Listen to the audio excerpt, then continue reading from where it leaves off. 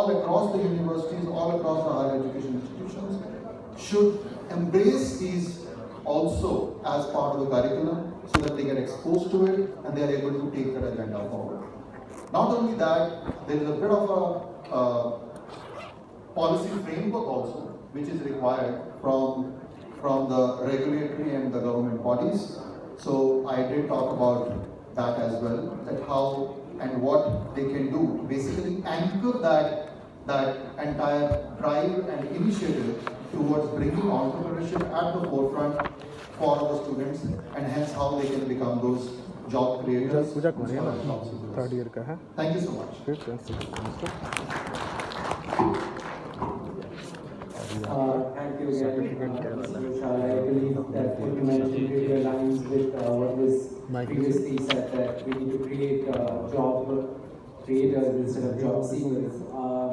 Next, could we have तो photocopy हम Dr. रख लें. Kumar Sinha, Vice Chancellor अभी of DMC में University, करते हैं. to say a few words on their contribution.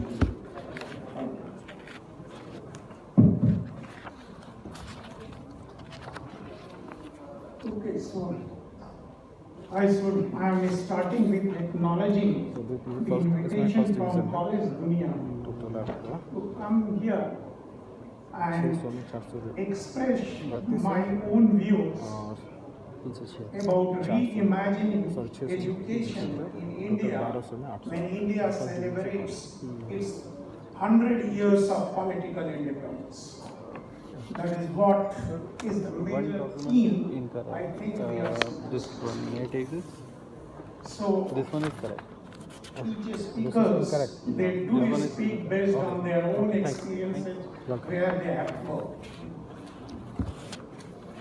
What is started with the autonomy, yes, autonomy is integral part, ये रख लीजिए. both for functioning, but I visualize by 2047, the autonomy to the students will be there, what curriculum they want to study, what should be the syllabus.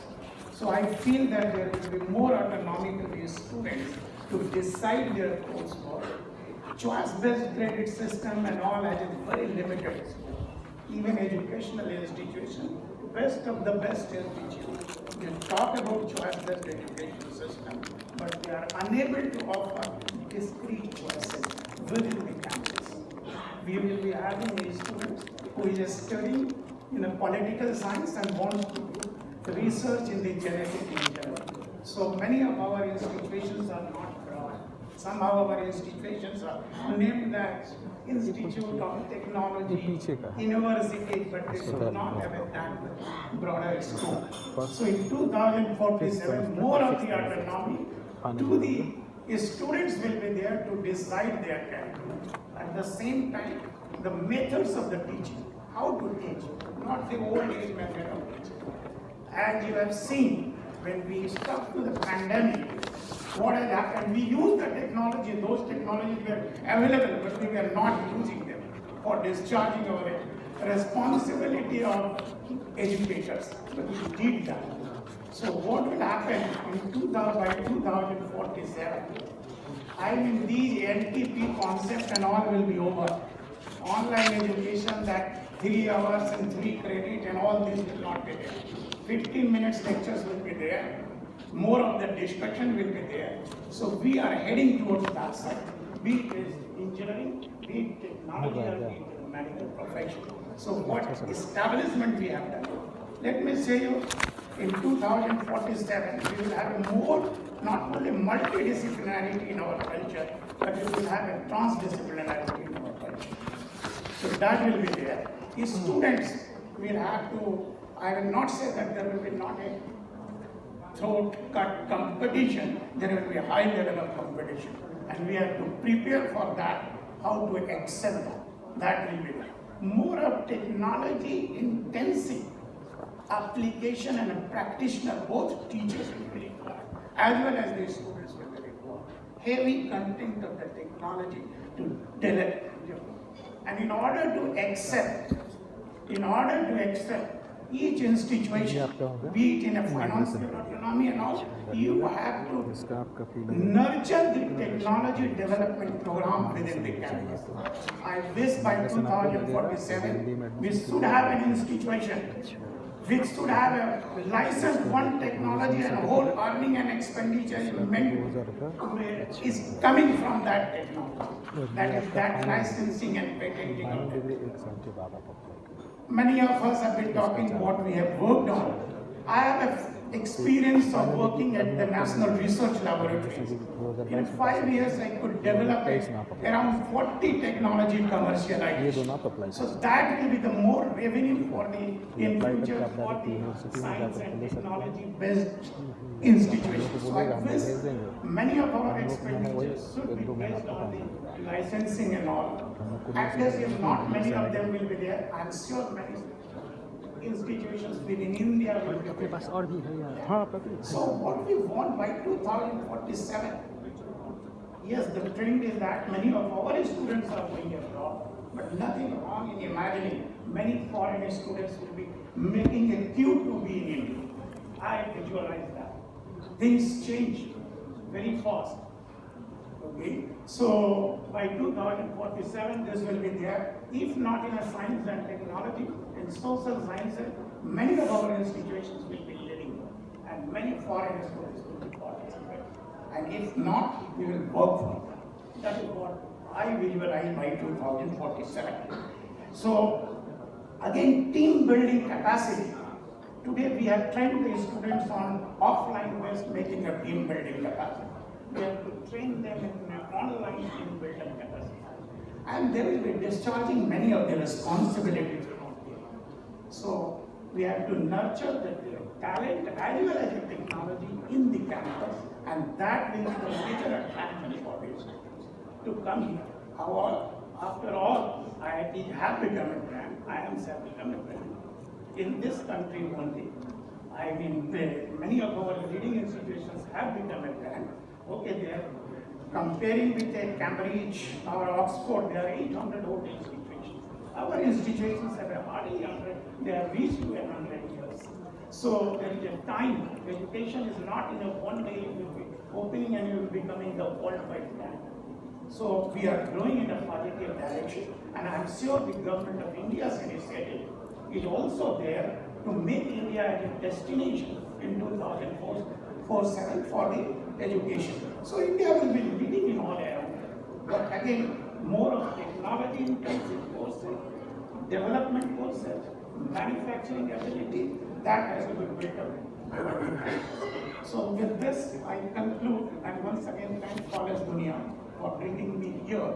Professor P.V. Sharma has acknowledged me many more times. Yes, we have worked together for making how an educational institution should. I mean, both from the shape and side to the quality and content given for the institution. So he is not here, so I thank him also for this. Thank you very much. Ravindra, I especially like the positive outlook you have for the 100 years to come. Thank you. Next, we'd like for Professor Sandeep Sacheti, Vice Chancellor, Marwadi University, to say a few words about the. Thank you.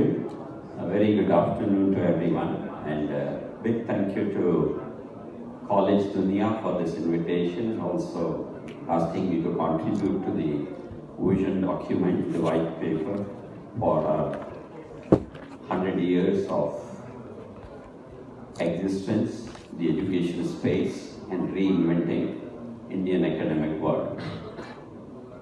Friends, I have contributed to the industry part of it, but I'd like to make some general comments before I come to my topic. Number one, congratulations to the College Dunia for 8 years of fruitful existence, contributing a lot in variety of domains, and as we see, it has done wonderful work in many ways, from where they started and from where they are now, or what they are aspiring for. It's all sounding very good for the academic world, the tech world, the entire educational space. I congratulate them for that, particularly Mr. Sahil and Mr. Sanjay who have contributed a lot and who are personally known to me. We're talking about our 100 years and what will happen in the next 25 years is what we are trying to envision. There can be many facets when it comes to research, innovation, academic world, autonomy, technology, entrepreneurship. It's endless.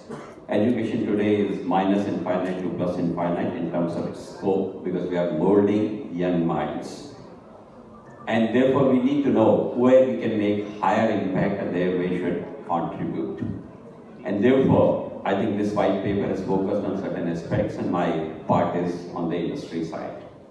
Also, before I start contributing to that point, I'd like to claim that out of the 6 speakers we have had till now before me this morning, 3 have had an alliance to an institution which I belong to, including our chief guest, Pradil Kumar Sir, and also Professor P.B. Sharma, Professor Sinha, and myself. I'm a graduate of DTU, erstwhile DCE, 1982. So, very glad to be here contributing to it.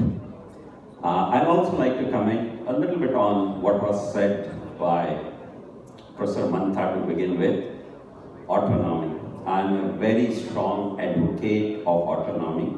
Not only an advocate that I talk about this, I'm a practitioner of autonomy.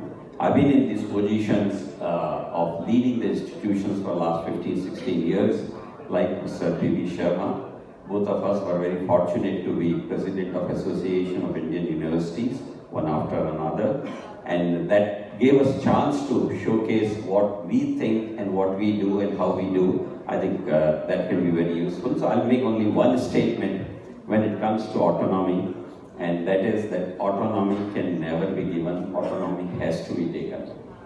Most of my friends in these positions do not understand. Even today they keep coming and telling us, sir, NEP has come, but they have not defined this, government has not said this, they are not talking about this. If they talk about everything, there is nothing left for you. You will be jobless as the heads of the institution because nothing is there to be decided by us. It will be all the rule book which will be there, or maybe AI which will become the vice chancellors rather than anything else. So I think we should be very cautious that what we can do, what we should do, we should control it. If I foresee what will happen in 2047, in that particular sense, if I may say, after 25 years, I would say that today we are talking about an education which is 4.0, which by definition I must say is student-centric education, will possibly become education 5.0 or 6.0. I'm not worried about what would that 0.0 would be there, whether it's 5 or 6, but it will become highly, highly dynamic. Till yesterday, it was not even institutional centric, it was council or regulation centric.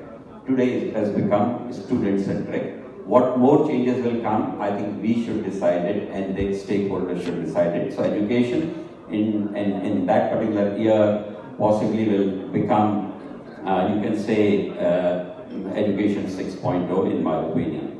Another figure, if I take what will be changing in 25 years, I'll possibly say, today we are dreaming of a GER of around 50%. Why? Because in 75 years, what we achieved is something like 27-28%. Next 15 years, we want to achieve what we call another 22%, which is a huge task, which is unimaginable task. And as Pradil Kumar Sir said, almost every week we need to add one university. And